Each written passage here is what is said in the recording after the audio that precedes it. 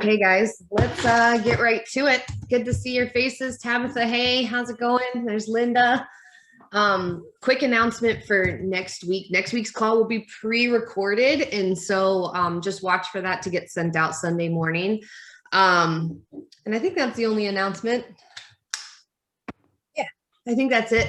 Fitme Community Leader is still open if you are interested in having a conversation with me about um, looking into that program. If you are interested in helping others while you're on your own journey and you would like to go through this education and ongoing program. So think of what it is going to be 6 to 8 weeks of education that you can do at your own pace to train you to become a Fitme community leader. But then after that, you're going to be basically plugged into a network of monthly events that you can help with if you want. And if you don't, if you've got life going on, you don't have to. But Fitme community leaders are going to help us reach more people and essentially do things that we already do in Fitme, like walking and eating better and cleaning out our environment and the kind of organic fun games that we've been doing for years in Fitme. We're going to put some structure to those, and Fitme community leaders are going to play an instrumental part. And so not only will you be able to have some additional accountability and education for your own journey, because you're basically going to have monthly education with me, but you're going to have the opportunity to help other people, whether that's virtual or in person. So if you are interested in the Fitme Community Leader Program, shoot me a message either on Facebook. You can send me an email. You can talk to your coach and they can link us up and we can have a little phone conversation about it. I can give you more details, answer your questions, all that good stuff. But the beta group will essentially start in November. So these will be the original 20. And the reason I say that is because one day we want to certify 1,000 Fitme community leaders. That is part of our mission to help touch 100,000 lives, helping people create a fit and healthy lifestyle through community coaching and belonging.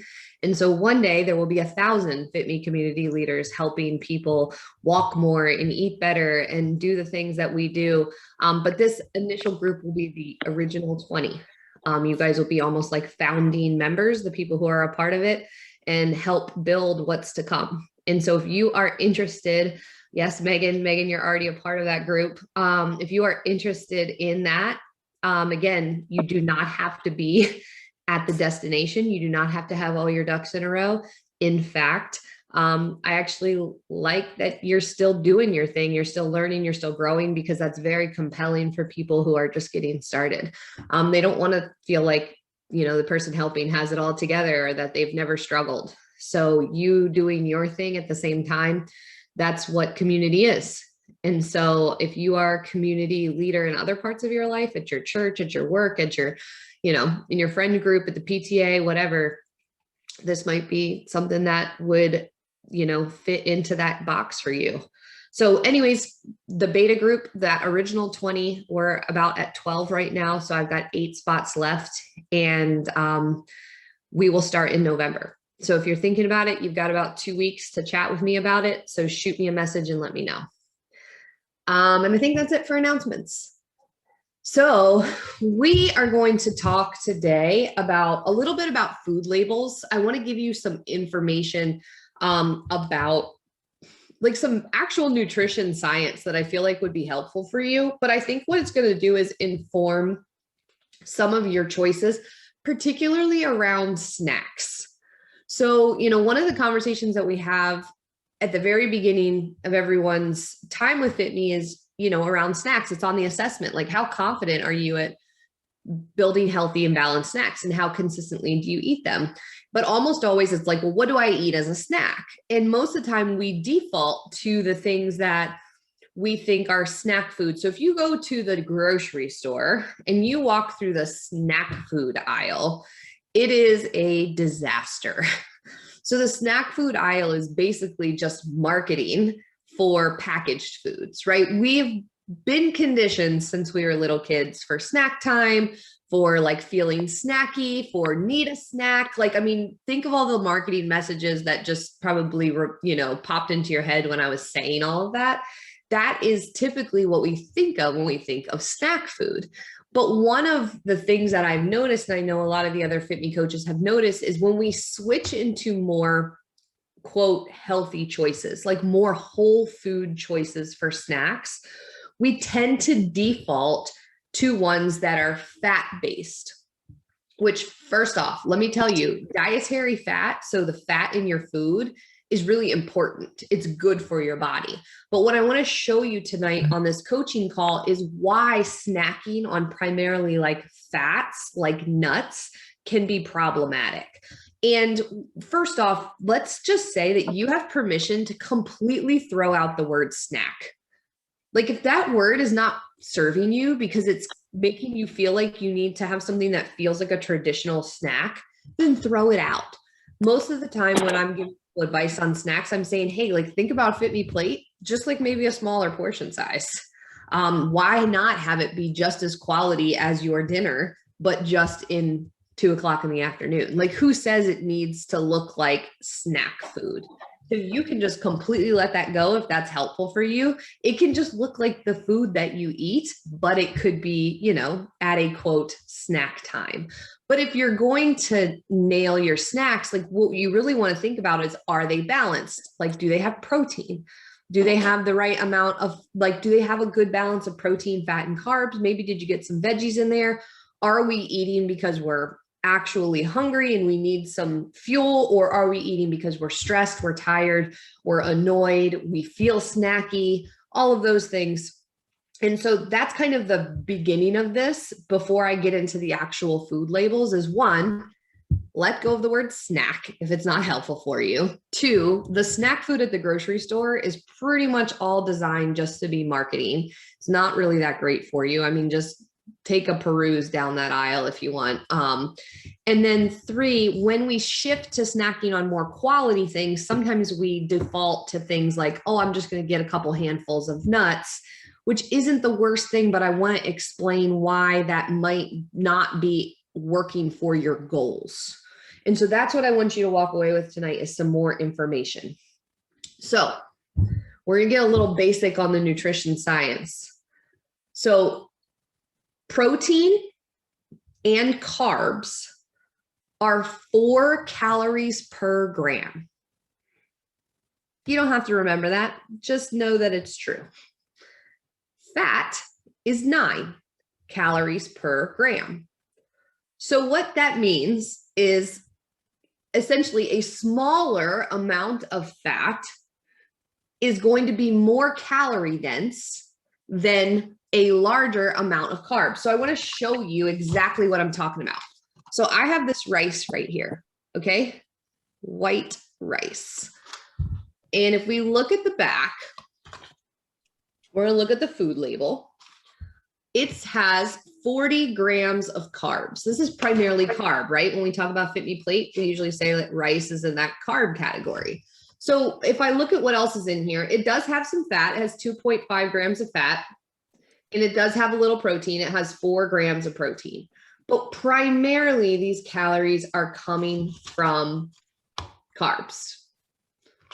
So if we were to cook this up, this guy right here, it is almost exactly the size of a tennis ball, sort of our like portion size. And it is 200 calories for this rice, 40 grams of carbs. It's one portion size. Now we've got over here oil. This is fat, right? So if I'm looking at the back, I'm looking at this, it is 14 grams of fat for 1 tablespoon. No carbs, no protein. This is completely fat. For 1 tablespoon is 120 calories. So that means 2 tablespoons, and everybody knows what a tablespoon looks like, is 240 calories. That's not bad, right? This is a really quality choice of fat, right? But imagine 2 tablespoons of oil. You could basically put that in anything. So say you're like got some broccoli, asparagus, like pepper mixture, and you take 2 tablespoons of oil and you add it in there and you're like stir frying it up. That's a great choice of fat. But what I want you to think about and what I want you to have a takeaway on is it's not going to seem like a lot because it's essentially smaller.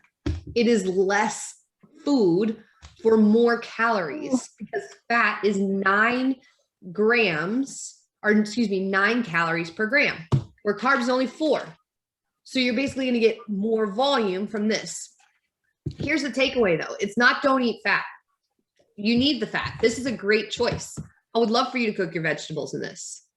But what tends to happen is we start to learn that there's fat choices that are healthy, like olive oil, like nuts, like butter, like those things. We're like, those are like guacamole, like hummus. Those things are in the fat category. And we're like, oh, those are better choices. And they are. Those are way healthier than trans fats. Those are way healthier than a bunch of like the nonsense, but they are really easy to overdo.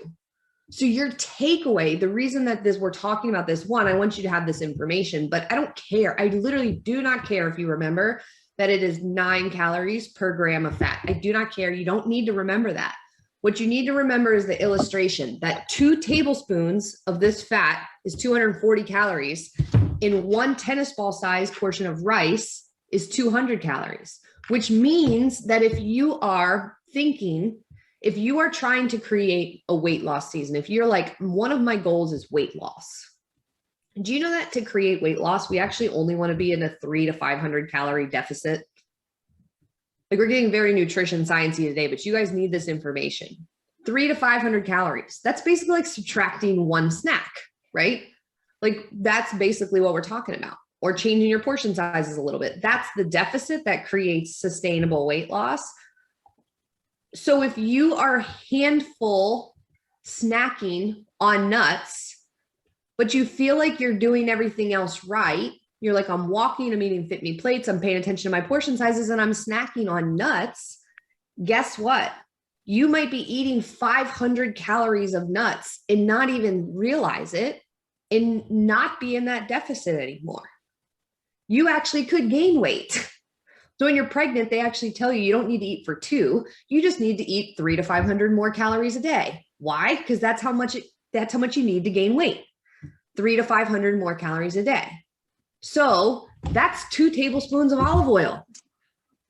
Guys, 2 tablespoons of olive oil plus like 10 almonds, you're at 400 calories. And I know in Fitme, we really don't fixate on the calories and weighing and measuring because we can create a healthy lifestyle without it being a thing. But on the other hand, we have to balance that with actually understanding what's in our food. And so when we're not measuring our portion sizes, particularly around fat, if you have a goal of weight loss, it might be what's holding you back. So if you are eating really great Fitme plates, but you're just piling on the avocado, you're piling on the sour cream, you're piling on the cheese, all 3 of those are in the fat category. That means it's not going to have to look like a lot for it to be very calorie dense. And so you may be adding an extra 500 calories to your Fitme plate and not even be thinking about it. And so what I want you to think about is not that you can't have it. You absolutely can. And we want you to. Those are like really great choices. But if you are like, why am I not seeing weight loss be faster? And you are someone who relies on fats either to like really enhance your food or as a snack, then that might be the reason. And so what I want to encourage you to do is to look. So for example, like if I just flip this over and I look at the food label, then I can say, okay, well, 2 tablespoons is, what I want to use. And now I have like a good idea. Like if I'm cooking for my whole family, well, that's great. Like that's not too bad, right? That's spread out between an entire portion for everybody. Like that's probably only adding like 50 calories to mine and it tastes really good. And this is a quality, healthy choice. However, if you just bought a container of macadamia nuts at the gas station because you're driving and you thought that macadamia nuts are a quality choice, well, guess what? If you eat that container, flip that label over, find out you just ate 1,200 calories of macadamia nuts because macadamia nuts are not only one of the most delicious nuts, but they are the queen bee of calorie dense nuts. And I remember, when I first started nutrition coaching, I was coaching a woman and she would tell me that she would eat entire containers of macadamia nuts, thinking that that was like a solid choice. And then when we removed the nut snacking, All of a sudden the weight came down, but it was a lot of calories that were coming from there. And so again, it's not saying you can't have it. I just want you to make informed choices based off of your goals and understanding that 2 tablespoons of peanut butter, you might want to measure it once and see. Do you have to measure it every time? No. But if you're like, oh, I'm having a serving of peanut butter, you should check, because when I think I'm having a serving of peanut butter, I'm not. I'm actually having double. And so it's every once in a while, it's kind of nice to go ahead and get out that measuring, tool or that food scale and just see, what does an actual serving look like? That's going to help you with your portion sizes, and that's going to help you make informed choices. And so I just wanted to share that because it's just a really common mistake to switch into feeling like, okay, I'm moving away from the processed junk, which I know isn't good for me, and I'm going to snap on quality choices. But a lot of those, more quality choices are in that fat category, and it's really easy to overdo it. And also, fat's delicious, right? Like, I could overeat peanut butter all day long. It wouldn't be hard. I'm probably like way less likely to overdo it on, chicken breast. So those fat calories are delicious by design. So that's your takeaway. What I want you to think about this week with you and your coach is, are you someone who snacks on fat? And would it be helpful for a couple of days to just measure your portion sizes, particularly around the fat calories? Or again, even if you don't want to measure, just flip over the things and look at the labels and start understanding what's in your food. So I brought this too, because I thought this was interesting. Onions. Thought I would show you guys what this is. So there's like 7 Funyuns in here, by the way, 7. If you open this little package, and it's 110 calories. It's got 1 gram of protein, so basically none, 14 grams of carbs, and 4.5 grams of fat. It's interesting. It's mostly fat and carbs for like 7 Funyuns. If you haven't been flipping over your labels, it's good to flip them and see, just see what's in there. I get this question around protein bars. A handful of people who are in the challenge are like, what's a good protein bar? I'm like, you need to flip it over and look. Some protein bars are basically the same as candy bars. I went to the grocery store just for this purpose, and I found one that's labeled as like a healthy food protein bar, and I got a Snickers bar, and they were almost identical, except the Snickers bar probably tasted way better, but they were identical. And so anything that you are eating out of a package, I want to encourage you to start flipping it over and taking a look. And if you need help with this, we're here. Like, your coach can talk to you about it. Your coach can talk to you about portion sizes. Your coach can talk to you about, if you're someone who likes to snack on fat, then like just do it with measured out portions. One of the easiest ways to solve that problem is to buy prepackaged nuts, or to just measure your own. If you want to buy them in bulk and save money, well, then measure out your own portions, put them in little baggies. So that way, if you need to grab a snack, you're just going to grab a little baggie. It's already pre-portioned for you. You can do that with anything. You can get the pre-portioned sizes of guacamole. You can get the pre-portioned sizes of hummus. You can get it in, again, like in just, maybe that's a trade-off for you. Is it more expensive to get the individual containers? Maybe a little bit, but if it saves you having to weigh and measure, because you're getting an appropriate portion size and you overdo it, it might be worth it. So that is your target this week, is to start flipping over anything that you're eating that's packaged, and particularly pay attention to those fat calories, and potentially start doing a little bit of weighing and measuring just to calibrate yourself. Make sure you actually understand what a portion size is. So what are your thoughts and questions? I know Nicole just wrote that snacks are the devil for me, so we can talk about that too. Tell me what you mean, Nicole.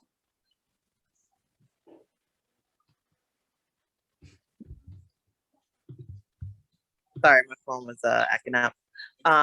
For me, I tried to introduce, some treat-filled snacks like the or anybody else can jump in if Nicole might not be able to be on here. If she's talking, can you guys hear her?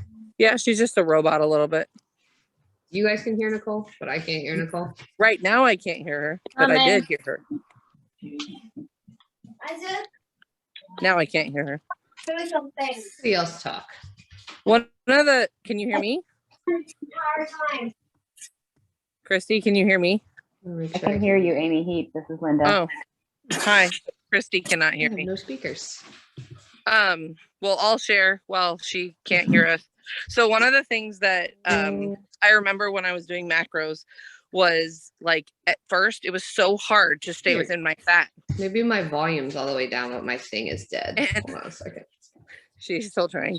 And so like knowing what is a fat. Can you type it versus just for a second? let me text message her and say I'm talking. Got it. I fixed it. Okay. So knowing what things are fat, because I know people get really surprised when things are fats that they thought were proteins, like nuts and cheese and all those things. They're on your bed. I said it to you like 10 times up by your pillow. Are you just stating that, Amy, or are you asking? Yeah. No, I was just saying, like, know what your fats are. Know what your fats are. That's one of the things that helped me when I first started macros, because it was so hard to stay within that fat budget.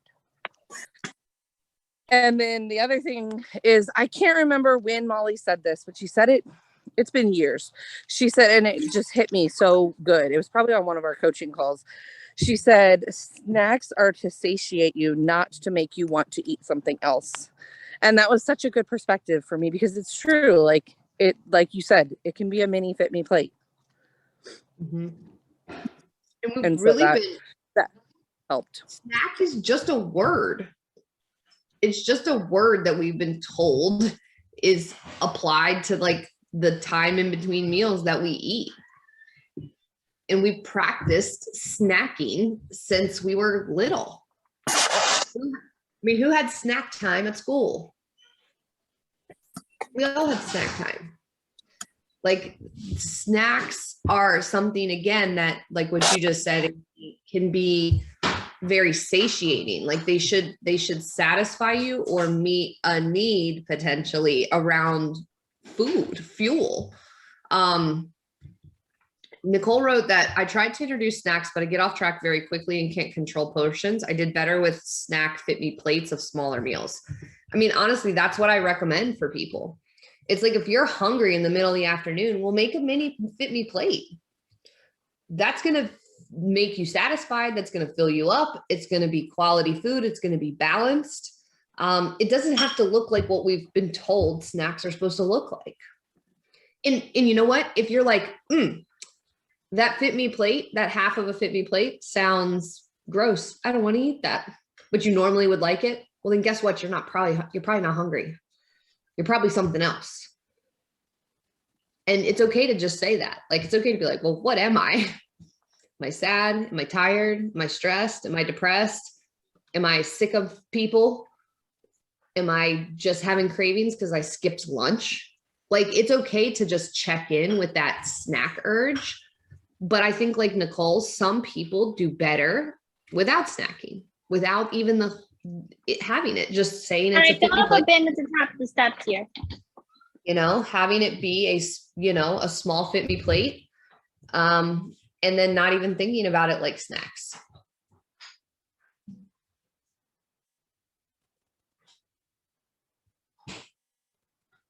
What else, guys? Is anybody else confused around like what is a fat versus a protein?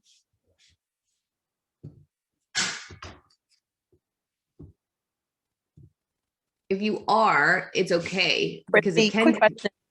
Is there a certain number of grams of carbs grams of protein a food should have to be qualified as a protein source?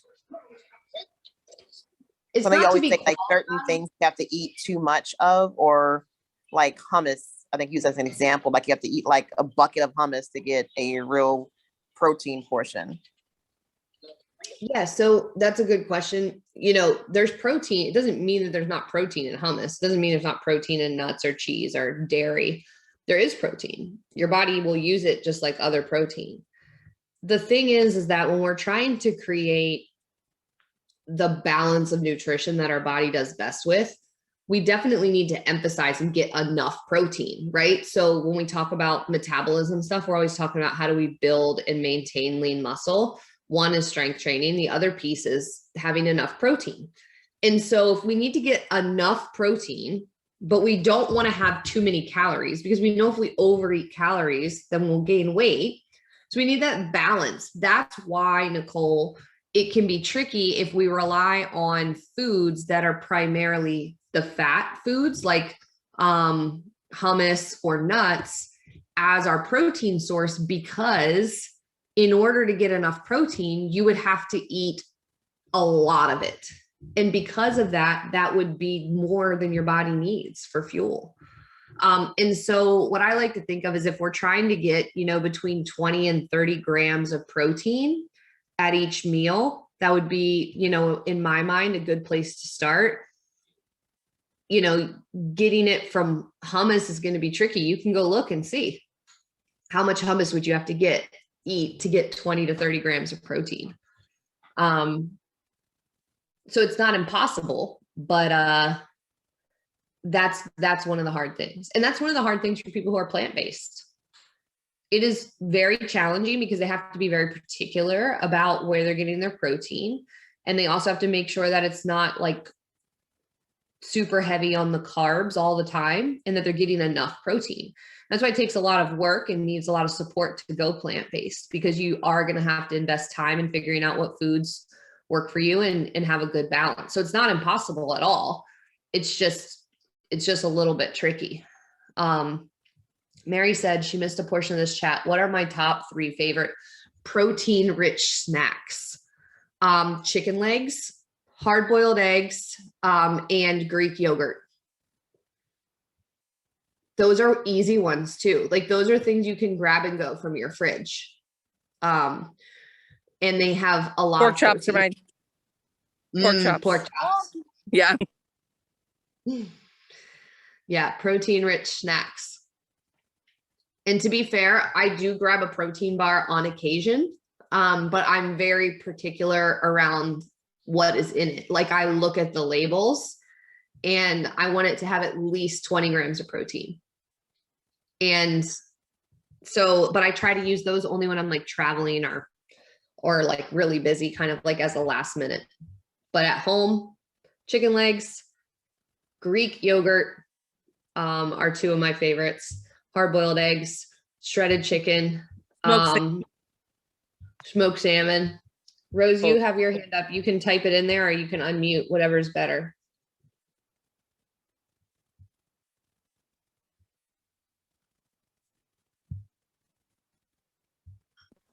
Oh, there we go. There you go. Hey, so I've been buying this, it's by Skippy, I think, and it's peanut butter, but it has added pea protein in it. So I've been using that for like snacks and to make my kids like sandwiches. Like if I put it on like some apples for snacks, like I was just wondering what y'all's thoughts on that were. Like, I'm like, is it a fat or a protein and a fat? Yeah, you're going to have to flip it over and see.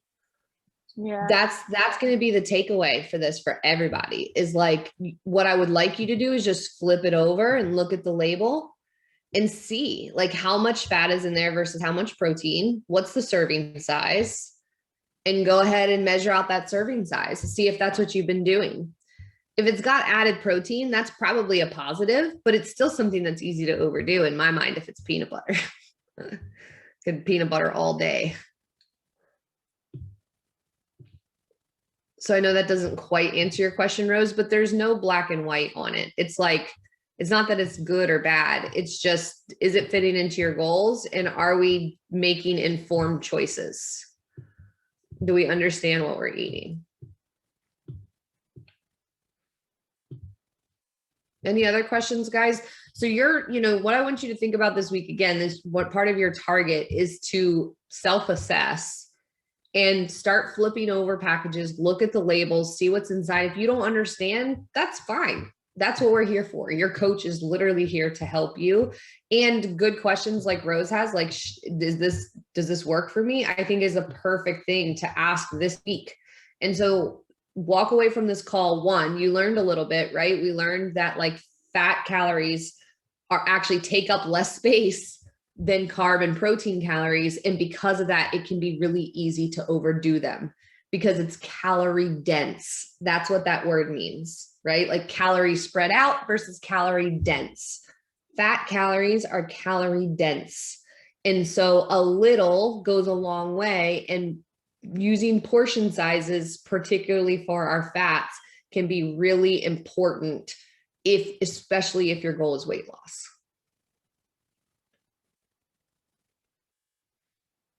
Sweet, guys. Well, thanks for being here. We've got a brand new person, I think, on our call. Mary, welcome. This is your very first Sunday call. Welcome to Fitme. Welcome to the Fitme family. We are so happy you're here. We have a handful of newbies that are getting started over the next few weeks. And so if you see them in Marco Polo or on this call, say hello. And we all remember when it was our very first week and we were like, who are these people?